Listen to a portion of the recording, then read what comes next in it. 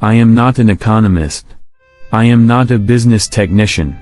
I am a revolutionary, and I do what is right for an economic revolutionary. Learning without thinking is useless, but thinking without learning is very dangerous. I hate imperialism. I detest colonialism. And I fear the consequences of their last bitter struggle for life. We are determined that our nation, and the world as a whole, shall not be the plaything of one small corner of the world.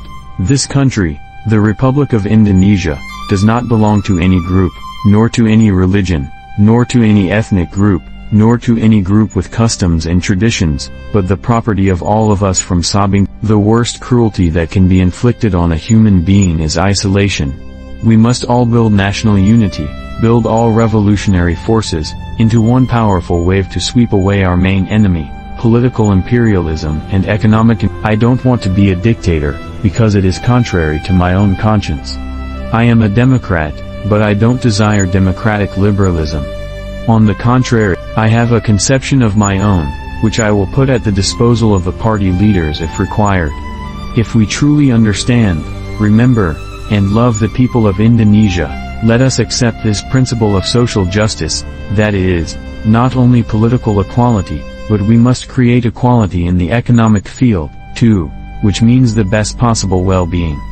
Even a child, if he looks at a map of the world, can point out that the Indonesian archipelago forms one unity. On the map, there can be shown a unity of the group of islands between two great oceans, the Pacific Ocean and the Indies Ocean, and between two continents, the continent of Asia and the continent of Australia. The defense of the revolution is the defense of the people. If some nation says to us, you can have aid, but you have to end confrontation, then I say, go to hell with your aid. I was weaned not on television or Wild West sagas but on stories of nationalism and patriotism. I would sit at my mother's feet by the hour and drink in these exciting tales of the freedom fighters in our family. Even if you were a general in 1945, if you split the revolutionary national unity today, if you are an enemy of the main pillars of the revolution today, then you have become a force of reaction. If I used to say that Indonesia would be free when the corn ripens, I can now say that Indonesia will be free before it blossoms.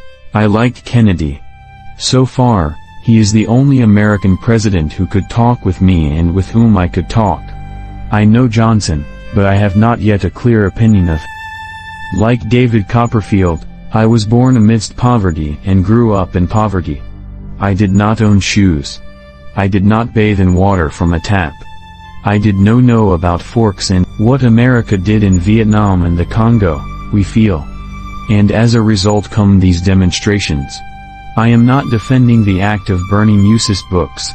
We deplore it. But we can understand the motives of the students. I always start from the stand that it is imperialism that needs us, not we who need the imperialist. Peking welcomed me with tremendous parades and gun salutes. The people with me are proud of me, proud that our downtrodden country has taken its place among the great nations. And now, people of America, I ask you, why didn't Eisenhower accord me the same respect? No one shrieked, we want Bung Hatta.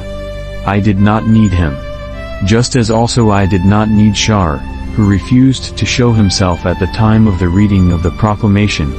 Indeed, I could do it myself, and indeed, I did it alone. Insofar as Pancasila is concerned, I am only its formulator, a formulator of those feelings which have been present silently in the heart of the Indonesian people.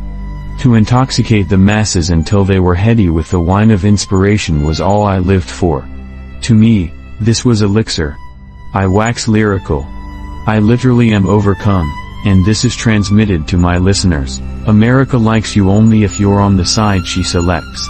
If you don't go along with her totally, you're automatically considered to have entered the Soviet bloc. How terrifically dynamic is our time. We can mobilize all the spiritual, all the moral, all the political strength of Africa and Asia on the side of peace. Yes, we, the people of Asia and Africa, I would adore to make up with the United States of America. Oh, America, what is the matter with you? Why couldn't you have been my friend? We are living in a world of fear. The life of man today is corroded and made bitter by fear, fear of the future, fear of the hydrogen bomb, fear of ideologies. Perhaps this fear is a greater danger than the danger itself, because it is fear which drives men to act thoughtlessly, to act dangerously. I myself am sometimes fed up with Hatta's policies. Hatta and I sometimes bug each other, but omitting Hatta from the proclamation text. That is the action of a coward.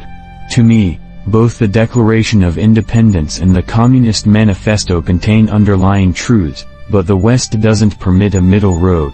We are a fighting nation, continually struggling to overcome diseases from within, and to face up to foreign intervention from without. It has been the case for some time that I have made myself dizzy thinking about the fact that the implementation of the threefold program of the government, above all in the area of food and clothing, has been experiencing difficulties. Crush Malaysia. Indonesia may change its tactics, but our goal will remain the same. If Marcos wants to aid Malaysia, that's his business, but we will continue to crush Malaysia, even if we have to fight alone. Am I not peaceful? We want to be free, completely free. Free to be free. We want to be left alone. I was weaned not on television or Wild West sagas but on stories of nationalism and patriotism. I would sit at my mother's feet by the hour and drink in these exciting tales of the freedom fighters in our family.